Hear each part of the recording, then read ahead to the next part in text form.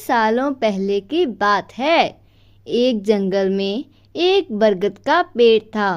उस बरगद के पेड़ पर एक बगुला रहा करता था। उसी पेड़ के नीचे एक बिल में एक सांप भी रहता था। वह सांप बड़ा ही दुष्ट था। अपनी भूख मिटाने के लिए वह बगुले के छोटे छोटे बच्चों को खा जाया करता था। इस बात से बेचारा बगुला बहुत परेशान था। एक दिन की बात है। सांप की हरकतों से परेशान होकर बगुला नदी के किनारे जाकर बैठ गया। बैठे बैठे अचानक उसकी आंखों में आंसू आ गए। बगुले को रोता देख नदी में से एक केकड़ा बाहर आया और बोला, अरे बगुला भैया, क्या बात है?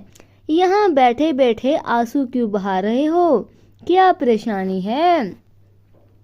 केकड़े की बात सुनकर बगुला बोला, क्या बताऊं केकड़े भाई, मैं तो उस सांप से परेशान हो गया हूँ। वह बार बार मेरे बच्चों को खा जाता है। घोंसला चाहे जितना भी ऊपर बनाओ, वह ऊपर चढ़ ही जाता है। अब तो इसके कारण दाना पानी के लिए घर से कहीं जाना भी मुश्किल हो गया है। तुम ही कोई उपाय बताओ। बगुले की बात सुनकर केकड़े ने सोचा कि बगुला भी तो अपना पेट भरने के लिए उसके परिवार वालों और दोस्तों को खा जाता है। क्यों ना ऐसा कोई उपाय किया जाए कि सांप के साथ साथ बगुले का खेल भी खत्म हो जाए। तभी उसे एक उपाय सूझा। उसने बगुले से कहा, एक काम करो बगुला भैया, तुम्हारे पेड़ से कुछ ही दूर नेवले का बिल है। तुम सांप के बिल से निकलकर नेवले के बिल तक मांस के टुकड़े बिछा दो। नेवला जब मांस खाते हुए सांप के बिल तक आएगा तो वह सांप को भी मार देगा।